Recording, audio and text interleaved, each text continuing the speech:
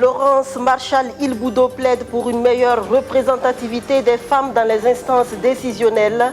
À l'approche des élections législatives et municipales, la ministre en charge de la femme fait le tour des partis et formations politiques afin que soit prise en compte la nouvelle loi sur le quota genre. Elle était ce jeudi au siège de l'Alliance des partis politiques de la majorité présidentielle. 1 290 142 candidats pour 4 721 postes à pourvoir. Les concours directs de la fonction publique session de 2020 ont été lancés ce 18 septembre. Nous avons fait un tour dans un centre de composition à Ouagadougou. L'exploitation minière et ses conséquences sur l'environnement, on en parle également dans cette édition. Comment préserver la nature et le cadre de vie des populations après la fermeture des sites miniers? La question est désormais intégrée dans le système d'exploitation des sociétés elles-mêmes. Voilà pour les titres, mesdames, messieurs, bonsoir et bienvenue. Les partis et formations politiques sont donc invités à tenir compte de la nouvelle loi portant fixation de quotas et de modalités de positionnement des candidats aux prochaines élections législatives et municipales. L'application effective de cette loi, la ministre en charge de la femme en a fait son cheval de bataille. Auprès des partis de la majorité présidentielle hier, elle a fait le plaidoyer. Madina Sienou. Marie-Laurence Ilboudo, ministre en charge de la femme en plein plaidoyer auprès de l'APMP, l'Alliance des partis politiques de la majorité présidentielle, pour une meilleure représentativité des femmes dans les sphères de décision. Malgré leur volonté, leur participation à la vie politique du Burkina Faso reste faible. Pour changer la donne, une nouvelle loi portant fixation de quotas et modalités de positionnement des candidates aux élections législatives municipales a été votée en janvier 2020. Ce tête-à-tête avec l'APMP vise la mise en œuvre de cette nouvelle loi. Elle a donc pour objet de solliciter auprès de vous, leaders des partis politiques, votre engagement personnel et celui de tous les partis politiques affiliés à l'APMP pour l'opérationnalisation réussie de cette loi. Vous êtes au cœur de la sphère politique et votre soutien pour son application sera incontournable et incommensurable. Je voudrais aujourd'hui faire vraiment ce plaidoyer parce que je sais que seule la volonté politique permettra aux hommes et aux femmes de participer effectivement au développement. Au cours de cette rencontre de plaidoyer, les difficultés qui entravent la mise en œuvre de la loi sur le quota genre ont été mises sur la table de discussion.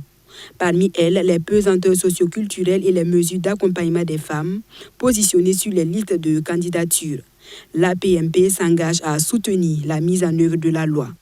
Madame la ministre nous a non seulement donné des documents,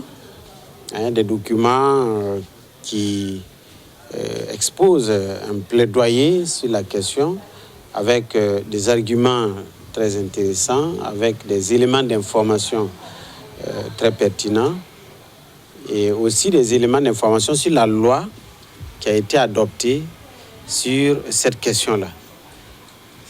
C'est vrai que nous aurions souhaité avoir ces éléments d'information un peu plus tôt, mais il valait mieux tard que jamais. Nous n'avons pas encore déposé nos listes et nous pouvons toujours faire des aménagements. Les femmes représentaient environ 12,68% des élus au scrutin de 2015.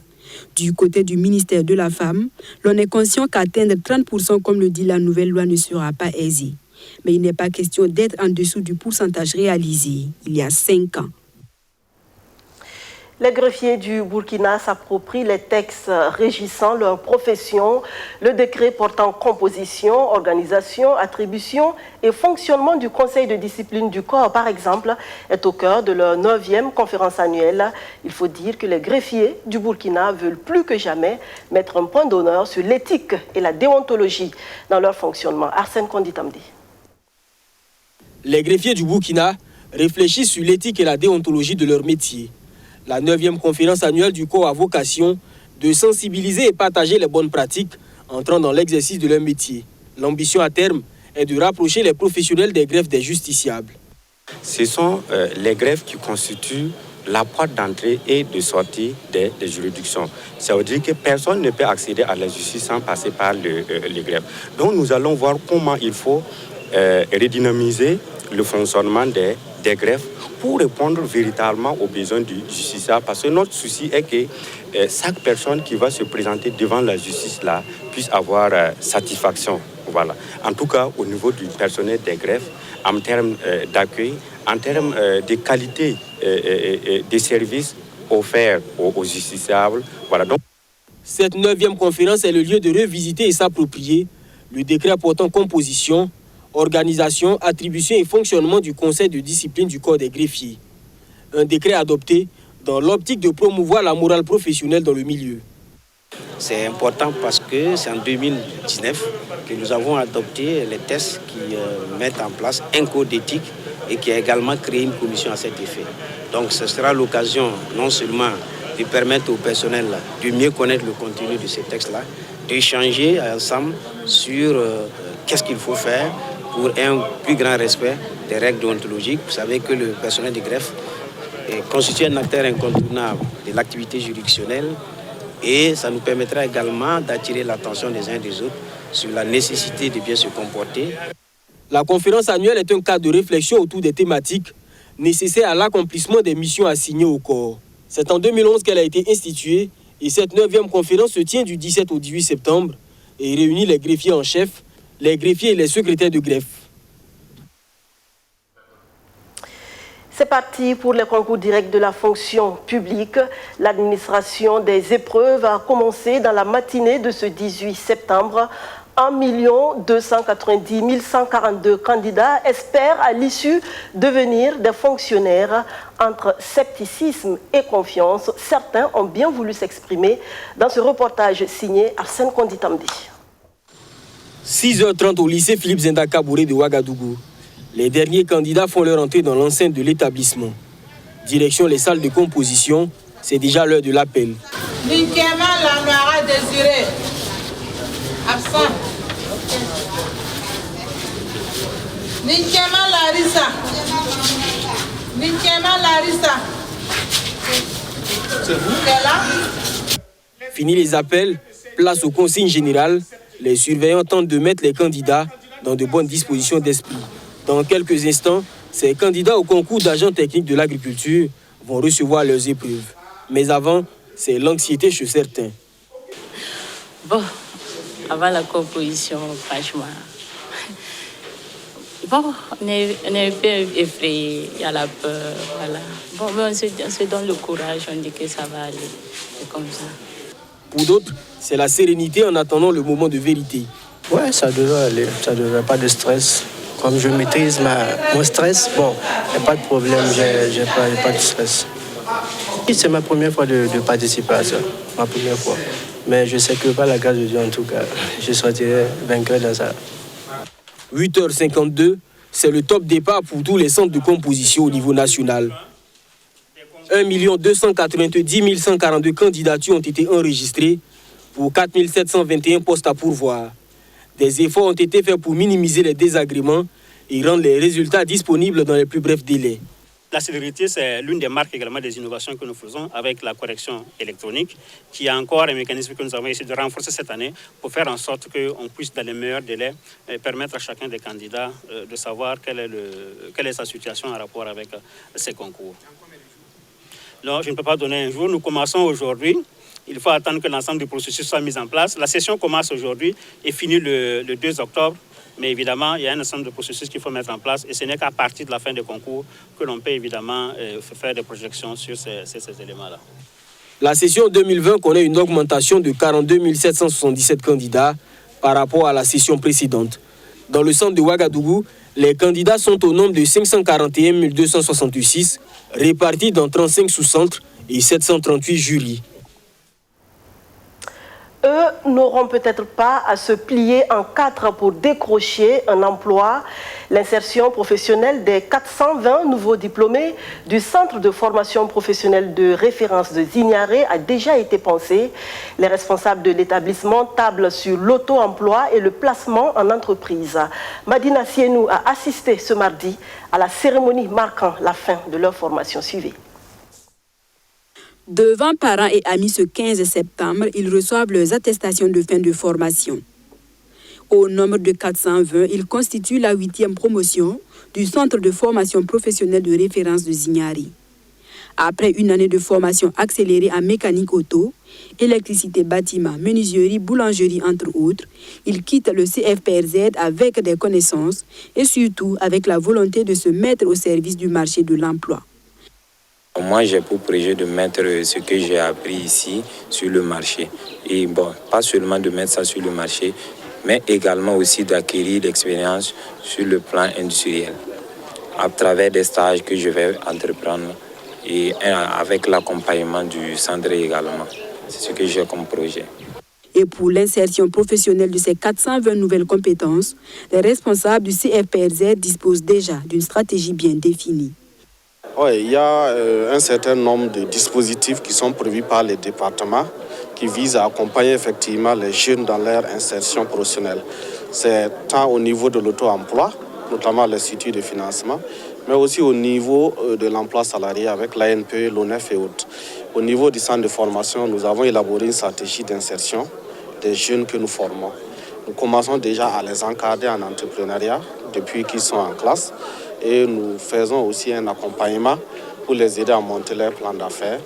Mais surtout, nous les plaçons en entreprise pendant même leur formation et même après leur formation pour ceux qui sont intéressés. La problématique de l'insertion professionnelle semble donc levée, reste celle de la reconnaissance des diplômes. Sur la question, le ministère en charge de l'entrepreneuriat des jeunes est à pied d'œuvre pour trouver une solution. Disons que la reconnaissance, en fait, c'est peut-être un pan parce que à notre niveau, le diplôme est reconnu, c'est vrai, mais il y a d'autres horizons où ils ne peuvent pas faire valoir ces diplômes-là. Nous avons remarqué, par exemple, qu'il y a des pays qui lancent des bourses et pour pouvoir se prêter à ces bourses-là avec ces diplômes, ça ne cadre pas avec les exigences de ces pays. Mais nous sommes pour parler avec les différents pays qui sont promoteurs de bourses pour pouvoir faire accepter le maximum de diplômes que nous délivrons à nos jeunes qui sont formés. Le Lalé Naba Tigré, entrepreneur agricole et champion national de la nutrition depuis le 18 juillet dernier, est le parrain de cette 8e promotion du Centre de formation professionnelle de référence de Zignaré. À l'endroit de ses filleuls, il lance 4 messages d'espoir pour leur permettre de réussir dans toutes leurs entreprises. Des messages basés essentiellement sur 4 mots, la foi, la volonté, l'action et la persévérance.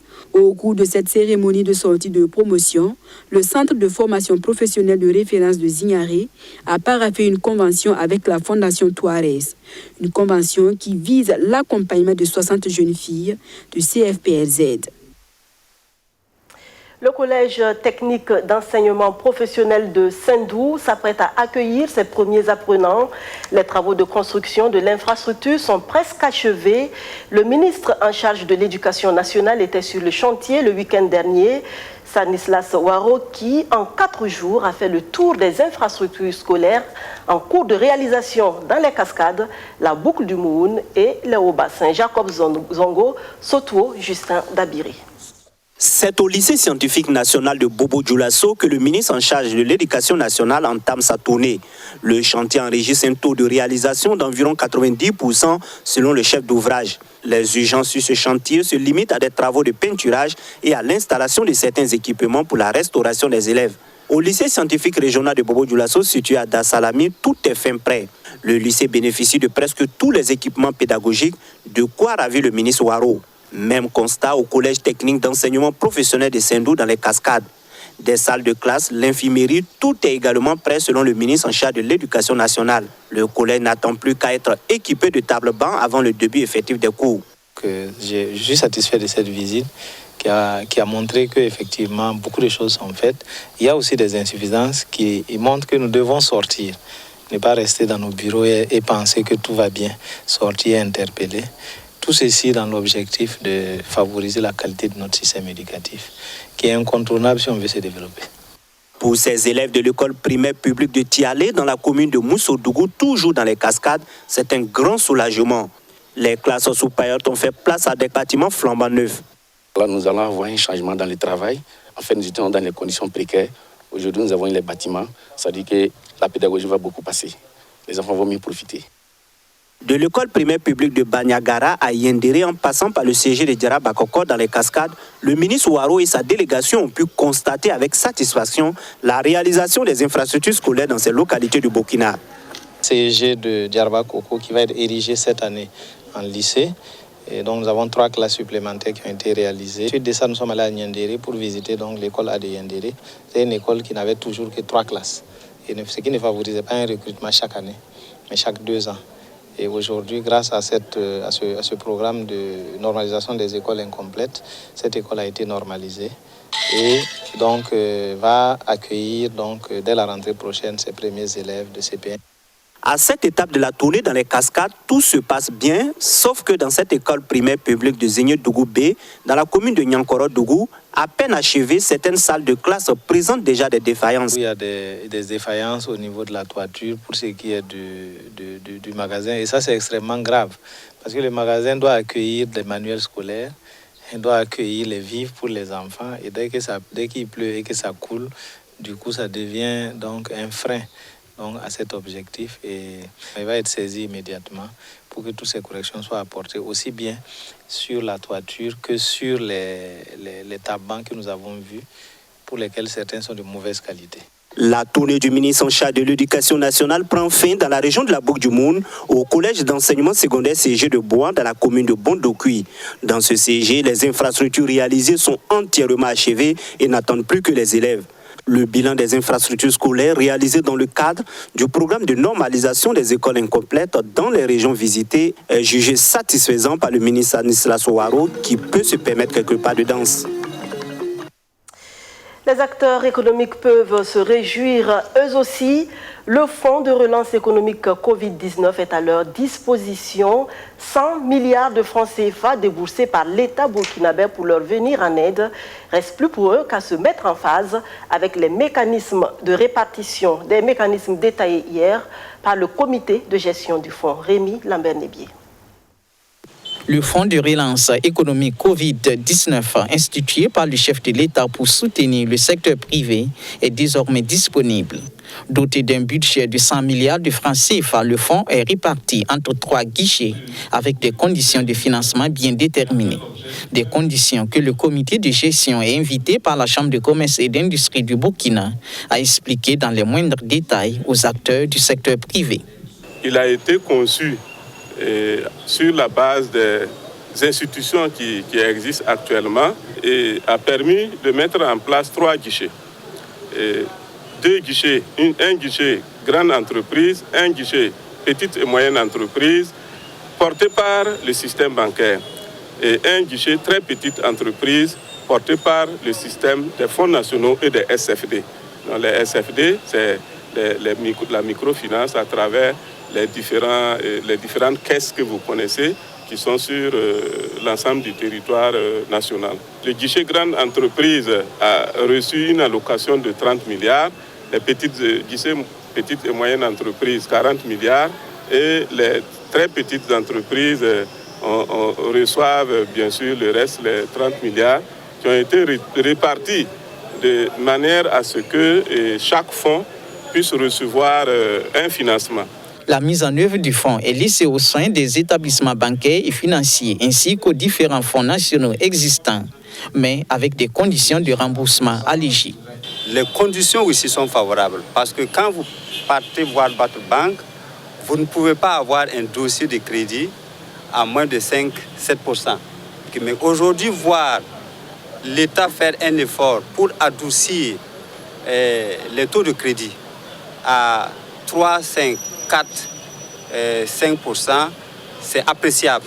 Mais c'est aussi le concours des banques, puisque les banques ont accepté que les taux soient négociés à 5,5%. Donc c'est un effort très remarquable et il faut s'en féliciter. La PBF, l'ensemble des banques accompagne l'économie du Burkina avec un effort de 70 milliards en additionnel en matière d'argent et puis une bonification de taux. Nous continuons donc cet accompagnement. Vous savez qu'au premier semestre, les banques ont financé l'économie avec de nouveaux prêts pour 782 milliards et que pendant toute la période Covid, il y a eu 567 dossiers de report d'échéance pour un montant de 21 milliards. C'est un début pour nous. Il s'agira de soutenir donc l'économie du Burkina, de faire en sorte que de nouvelles entreprises se créent et que les effets de la pandémie soient, je dirais, amortis, avec que nous puissions avoir en fin d'année un taux de croissance appréciable. Tous les secteurs d'activité du privé sont éligibles à ce fonds. Cependant, l'une des conditions d'octroi exige le maintien des emplois et le paiement des salaires par les entreprises qui en seront bénéficiaires. Aucun intermédiaire n'est requis pour le montage des dossiers et les bénéficiaires peuvent entrer en possession de leurs allocations au bout de 22 jours maximum. Rémi Lambert-Nébier qui nous conduit à présent dans l'univers des sociétés minières implantées au Burkina Faso. L'avenir de l'environnement préoccupe à tous les niveaux, gouvernement, population, OSC et les mines elles-mêmes font de la protection de l'environnement une priorité. Qu'est-ce qui est fait exactement pour qu'après la fermeture des sites d'extraction, ce ne soit pas un désastre écologique? Oundé Gold dans le TUI dévoile sa politique environnementale. La quasi-totalité des 17 mines industrielles du Burkina possède au moins un grand trou béant de ce type contenant des eaux à forte teneur de produits chimiques. Leur dangerosité pour l'environnement n'est plus à démontrer. Cependant, le Code minier de 2015 contraint chacune des sociétés minières à faire des questions environnementales une priorité dans leur système d'exploitation. Pour les sociétés minières, cela revient à un principe de citoyenneté et de responsabilité. À titre d'exemple, Oundé Gold, situé dans la province de Tuy, développe une technologie de dernière génération pour éviter tout contact de ces eaux polluées avec l'environnement. Avant de faire le bassin ici, il y a des sondages qu'on effectue. Des sondages là qui permettent de dire voilà en combien de temps la boue peut percer et aller. Et en plus, il n'y a aucun risque parce que c'est plastifié. Il y a des voilà, les géomembranes, c'est plastifié, il y a 2 couches dedans. Et maintenant, pour qu'ils puissent percer ça là et puis aller sur la terre, c'est compliqué. Vous avez vu, non? On ne peut pas dire que le risque est zéro, mais c'est très, très minime. 60 à 80% de l'eau là est recyclée à l'usine. C'est ça qui est utilisé dans le système de broyage. On appelle ça l'eau industrielle. Et on a les cailloux qu'on met, c'est ça qu'on utilise comme sous forme de filtre. Et le système, il se décante là-bas, on récupère l'eau là-bas. Si on ne t'a pas dit que c'est de l'eau industrielle, quand tu vois, tu ne fais pas la différence entre l'eau propre et cette eau-là. Les questions de réhabilitation sont le plus souvent abordées après la fermeture d'une mine. Mais à Oundé Gold Opération, on a décidé d'anticiper. Nous ne voulons pas attendre la fin de la mine avant de commencer à penser réhabilitation. D'abord, ça va être lourd à gérer et au-delà de ça également, je crois que beaucoup de choses risquent de nous échapper. Et nous avons choisi des espèces et nous sommes en train de tester ces espèces-là au niveau surtout de nos plants, de nos halles stériles. Nous les essayons et voir comment est-ce que ces plants-là peuvent résister à cet environnement. Ce qui nous donne alors une bonne idée pour pouvoir en fait maximiser pour ce qui concerne notre plan de réhabilitation. La politique de préservation de l'environnement de Oundé Gold intègre également un système de recyclage de déchets. Nous avons un système de tri ici à l'intérieur qui nous permet en fait de faire des tri en amont et également de vendre également les effets, tout ce qui est issu du recyclage. Et ce fonds est destiné à des projets communautaires, de développement communautaire. Mais une question demeure toujours. Que deviendront ces grands trous d'où extraire le minerai?